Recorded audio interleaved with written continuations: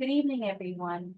I'm excited to try this new method of communicating with you who are so supportive, reading newsletters and attending various art fairs.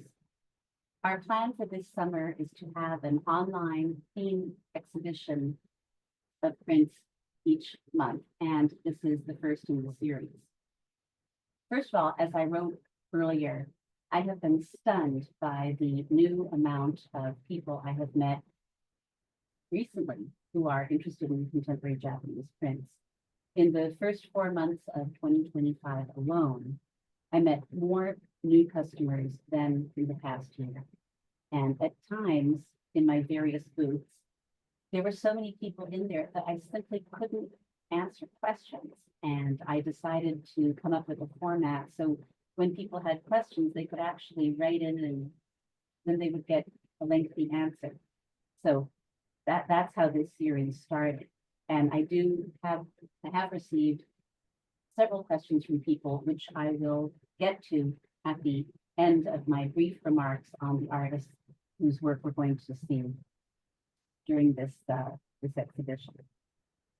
This is a webinar, so you will have to submit your questions in the Q&A box.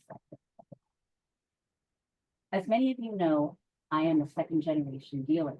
And even before our parents launched their gallery in Tokyo in 1972, my sister and I spent many weekends at various artist studios watching our parents first select artwork for their own collection, and then when they started the gallery, selecting prints that they wanted to show and sell to their clients.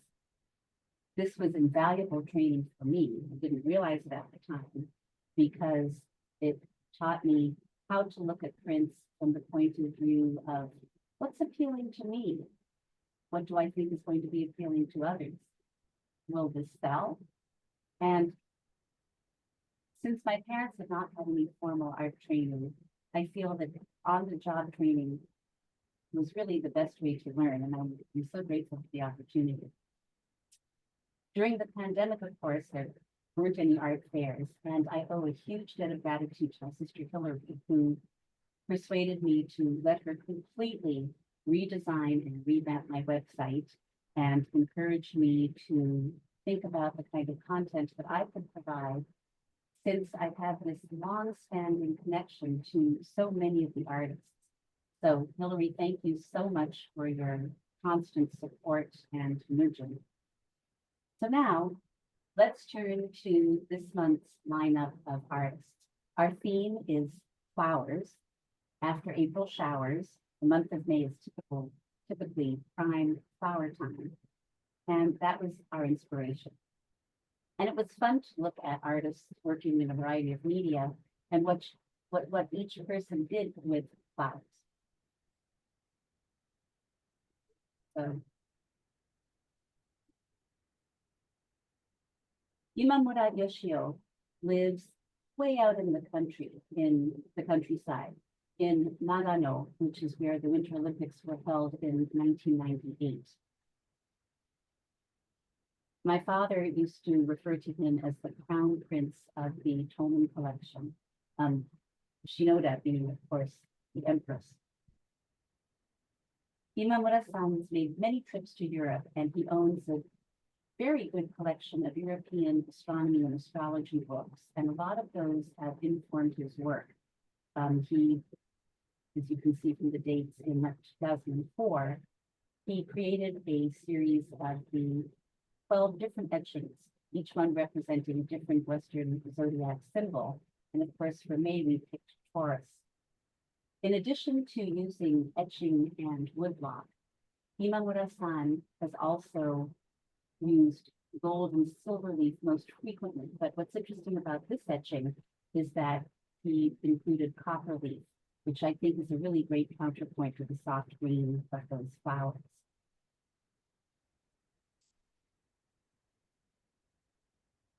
The edition that's next to it, Treasuring the Moon, which is a more recent edition, has a wonderful contrast of the bright, shiny moon with the simplicity of the flowers. And the flowers are wood-blocked. Sometimes he will also hand color them.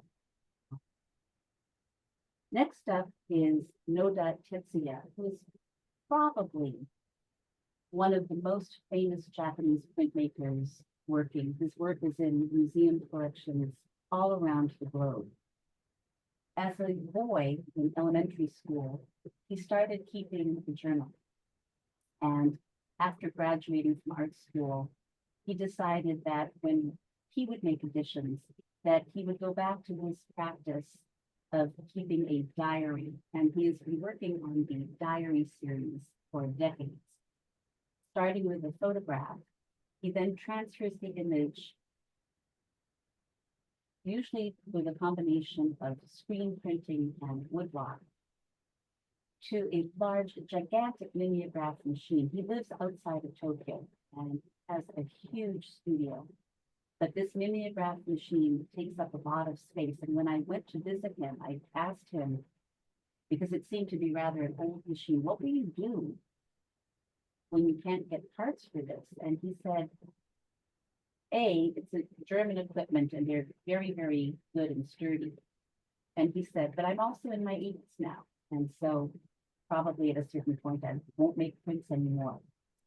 One interesting fact about this print is that when we look at it, we see soft blues. But when Hillary was designing the flyer for this show, she realized that it is actually many, many shades of gray and that there is not one single blue pigment in this image. Just an interesting little process. Many printmakers in Japan are also art professors because they simply cannot support themselves just by selling their work. And Tetsuya Noda, as I said, has been so fortunate to be revered and esteemed and collected by so many different museums all over the world. But the next artist, Taniguchi Shigeru, has always been considered more of an artist, more interested in exploring new techniques rather than achieving any kind of financial stability. His editions were always imaginative, but not necessarily commercially successful.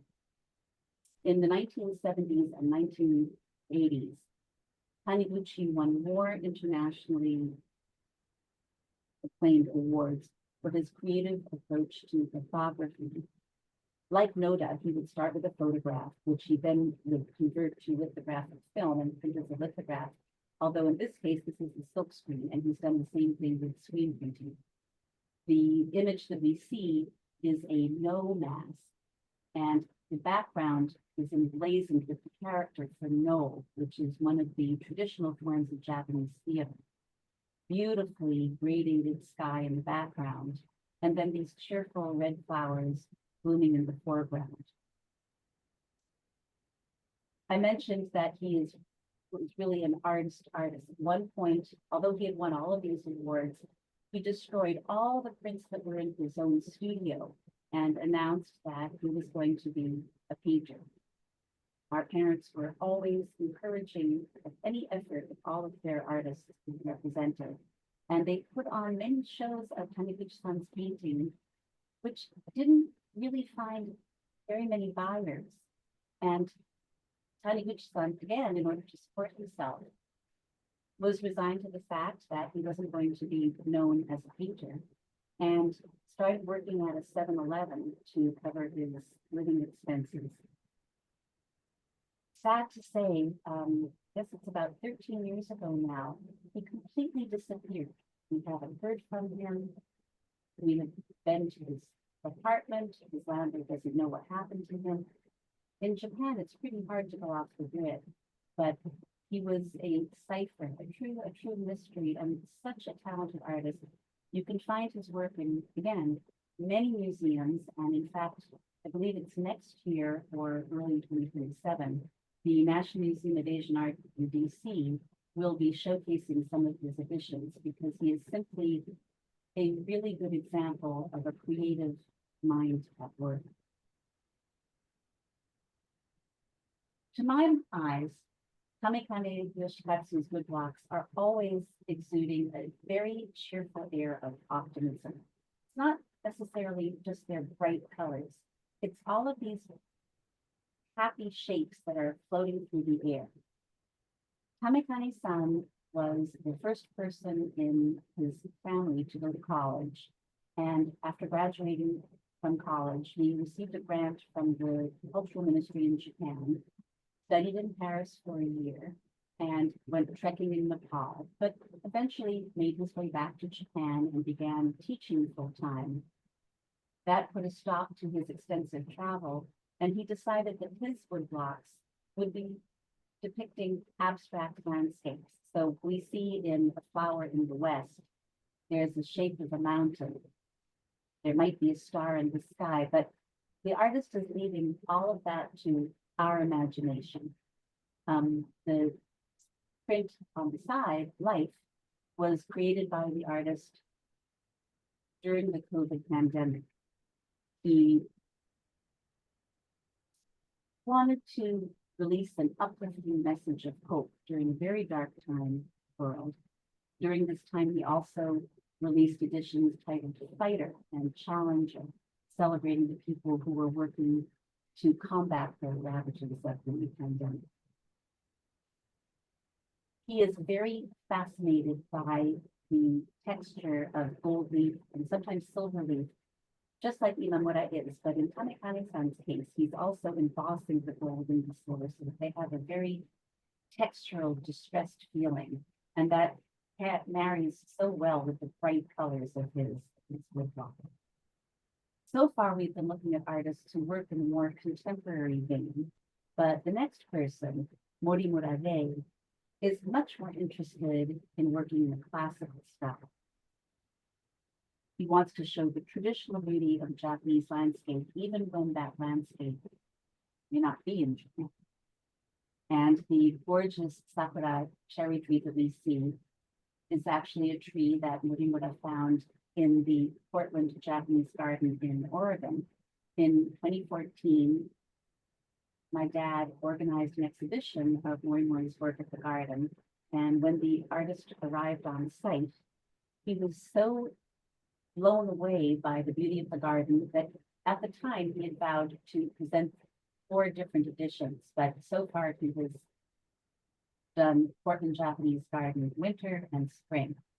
So, of course, one expects to see wisteria in May, and I was thrilled to have one of the Morimuras depicting the wisterias at Kameido Shrine in downtown Tokyo. Interestingly, this shrine is famous, and Hiroshige and Yoshida Hiroshi and also Yoshida Toshi. There have been many artists who have depicted these beautiful wisteria draped over the Kameido Shrine's famous half-moon bridge. I put down the description as woodblock, but that's not totally accurate. Morimura-san uses and carves into a soft vinyl medium called P-tiles. You can also use them for flooring. And because the medium is quite soft, it allows his chisel to make very many detailed cuts. And the patterning and the intricacy of Morimura's woodblocks are really a feature of this artist's work. Taika Kinoshita also works in woodblock. I have to say, I think that he is one of the only artists, or maybe the only artist, who has titled all of his works based on the album covers of the English rock group, the Beatles. He really liked the Beatles as a young man and thought that that was a wonderful way to title the series. The sunflowers here are honoring Ukraine, and in Ukraine, sunflowers, national symbol of national pride and resilience and peace. I loved their bright colors. And again, the idea that somebody is using a traditional medium. Kinoshita-san usually likes to depict Mount Fuji or traditional Japanese temples. And in his most recent editions, released late last year, he's been looking at his version of book-sized great woods. So you may see those in a future talk. Yuichi Hasegawa, like Imamura, whom we saw at the very beginning, lives far from the big cities. in the distant town of Aizu Wakamatsu. And Japanese print lovers may know, remember, recall the name of Aizu because it's where the great master Yoshi Saito hails from. And in fact, Saito introduced Hasegawa to my parents, saying, there's this guy in my hometown and he makes woodblocks, but they don't look like anybody else's. One of the reasons for this is that the artist is using acrylic ink as opposed to water-based ink. So his work has a real shine to it, which is very unlike most woodblocks, which have a flat appearance. In addition, he's using the reductive woodblock technique, which means that you use one block of wood and cut away so that at the end of your edition that you printed, you just have this piece of wood with all these cuts into it, as opposed to having several blocks, one block color.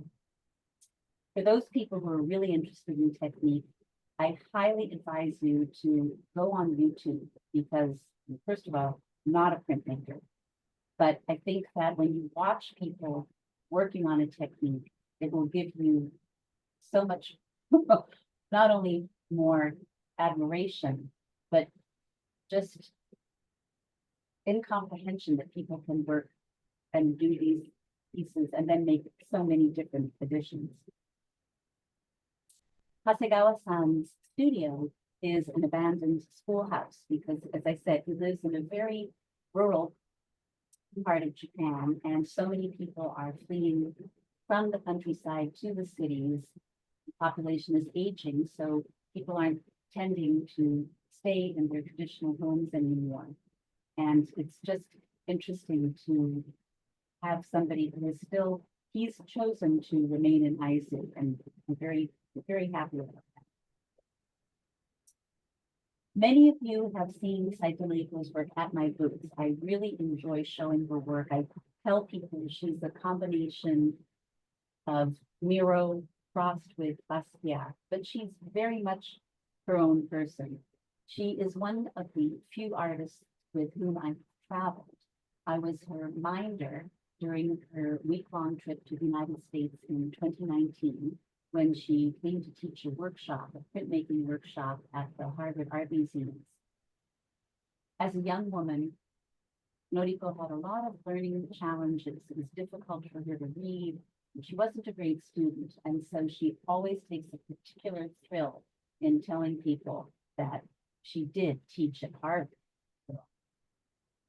I think her ebullient personality really comes through in her work, and you can just see that there's a stream of consciousness going on, this amalgamation of colors and shapes, scratching. It's very alive, and it's perfectly titled Now. She lives in the moment. To go back to the Harvard Art Museum, the very first work that they acquired was an almost 6-foot high etching that she had done. And it's interesting to think, because she's quite a diminutive person, that somebody so small would make such large feats. It's a technical feat, and she was happy to show off what she could do with the dry point process. This particular image happens to be an original, and in the past few years, Noriko has been going back and forth between painting and etching, but I think that she will return to just doing etchings. She loves the physicality of the dry point process.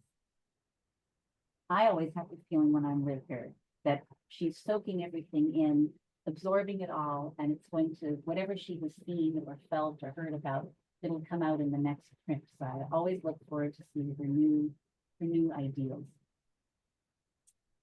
Okada Marie's print, Hearing the Blooming of Flowers. I have to say, I chose this image simply because it fits so well with the theme of this month's exhibition.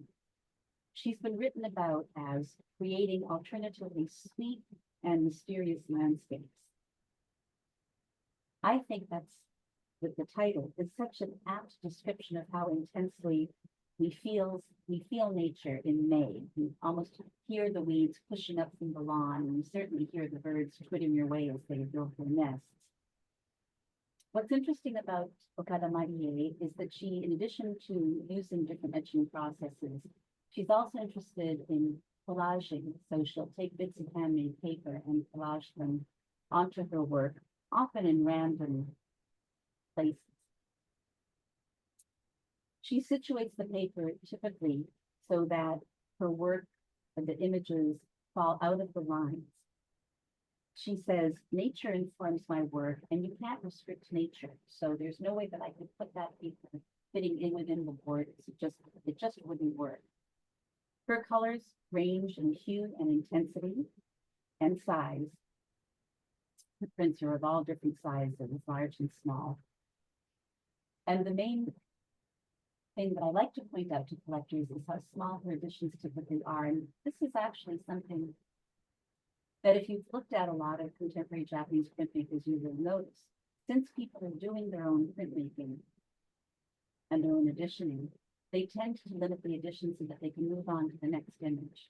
And I think that collectors, and I know for sure that public institutions, museums, really appreciate that, to know that these are not in editions of 300 or 400, but people are making editions that are typically under 20.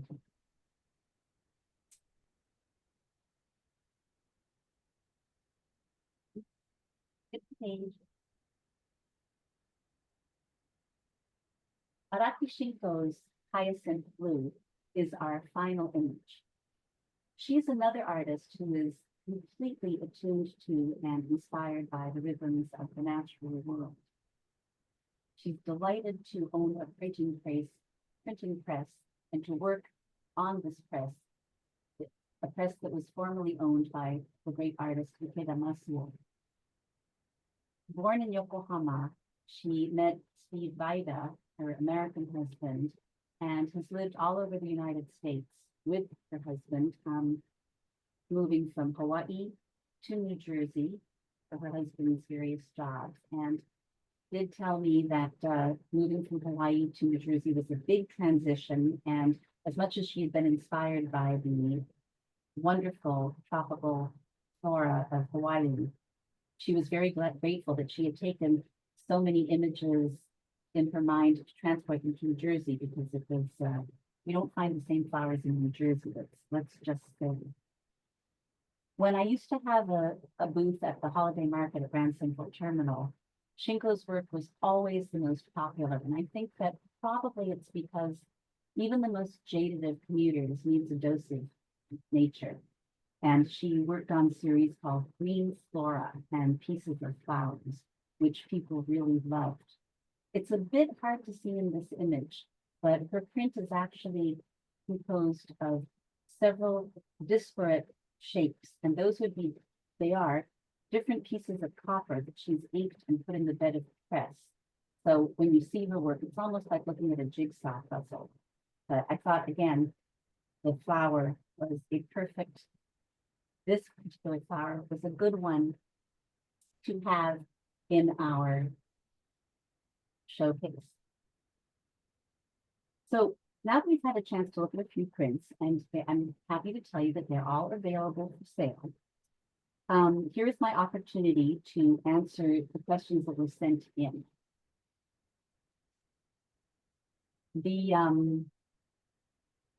Many of you asked questions about print fairs, and maybe that's because we met at a print fair. So let me start with that.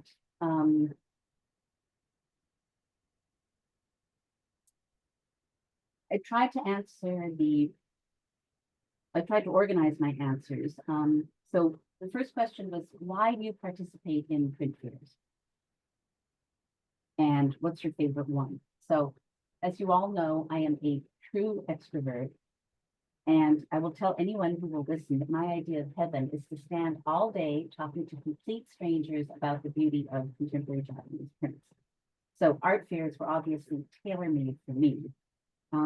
At the beginning of this Zoom, I mentioned that my parents had opened their gallery in 1972. When I started my business, I was not interested in a regular business model of an art gallery with regular hours. So again, the art fair scenario was wonderful. Art fairs, though, demand an extraordinary amount of work, because you first have to decide what you're going to show. There's the framing. There's then the wrapping of the framed artwork and transporting it to the venue. and unpacking the crate and installing and making sure that all the labels are correct. And then there's the actual showing and selling at the booth. Oh, and there's also the little matter of the booth fees and the airplane ticket and the hotel and any other fees or charges or costs that might come along the way. But it is a great way to take art to people who might enter the building of the art fair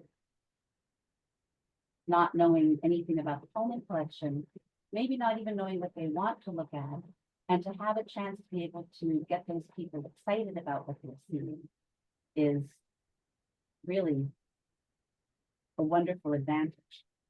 Some fairs, which are large, can draw in, because of the number of booths, they can draw in a huge amount of people that a small gallery would never get in the course of a regular month of business. And of course, you might imagine, woe betide the people who chance upon my booth and say, oh, prints, aren't those reproductions? Because then they get the full Allison collection. In terms of the second question, every venue is different and every venue has its own advantages and challenges. These days, many of the big art fairs take place in huge hangar type buildings. I'm thinking specifically of Fort Mason in San Francisco, which is old army barracks. So it's huge. There are dozens of booths. The natural light streaming in is wonderful, but being right by the bay, the chilly air seeping in can be refreshing, I guess is the best thing to say. Then there are elegant venues like the Park Avenue Armory in Manhattan or the University Club in Washington, D.C. And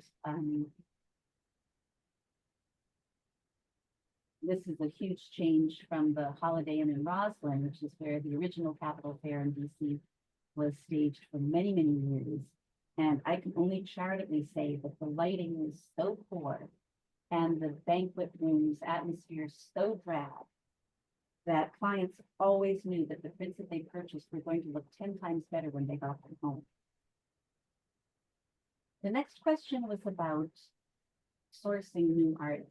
And so that is an important task for a gallery to take. I mentioned that our gallery, started by my parents, is 53 years old, and that the artists, in some cases, have died.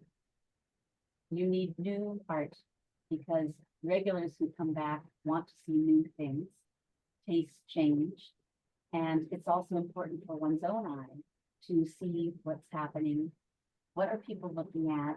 What are people thinking about? This is true of artists as well. So the gallery spends a lot of time talking to people who are our printmakers who may know other people, going to exhibitions, going to museum shows, looking at artists' exhibitions, student art exhibitions, juried shows. Some artists bring their portfolios. Since the gallery has been in business for so long, artists know that we are a reputable place and that we are a good gallery to work with. We are trustworthy, we are reliable, we are dependable. But it really depends. One person can like an artist and then that person falls out of favor. And this sort of ties in with a question that I will answer in a little bit more depth later, which has to do with the secondary market for Japanese prints and how that works. Many of the artists with whom we work who are teachers of printmaking have bemoaned the fact that there are so many artists, so many students who find printmaking simply too time-consuming and laborious and want to go into painting or photography or some kind of digital work. And we can only hope that the pendulum will swing back and that people will again want to master the fine art of printmaking in whatever technique they choose. That's something that we'll see. We just don't know right now. Female versus male printmakers. Well, in Japan, as in other places, the task of child rearing and running a family more often than not falls on women's shoulders. And there are many women printmakers, women artists who have simply foregone marriage or paused their artistic practice while their children are young.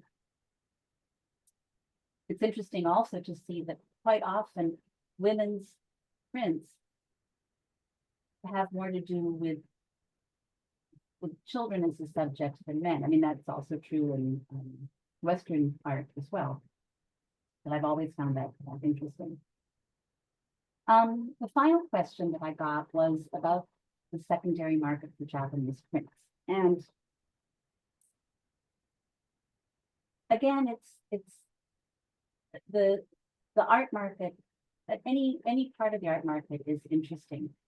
Japanese prints, of course, the ukiyo-e, the old prints, are so revered, and it's what is the foundation of so many museum collections of Japanese works on paper. But even those, sometimes an artist will fall out of favor, her work will seem dated, only to be rediscovered generations later. Some artists who were very, very popular 50 years ago, people don't find interesting.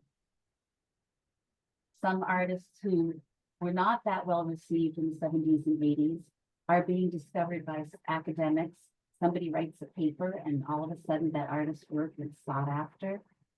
Inclusion in a museum exhibition or in a catalog, in a scholarly book, can be so important for an artist's career. In addition, the condition of work is important. People sometimes have bought print on the internet, via eBay or an online auction, and the condition wasn't good. They were thrilled at first to see how reasonable the price was, but then they received an image that was toned, or the paper was torn, or the mat was not acid-free and there was considerable damage to the paper. So that's something that's really important to think about.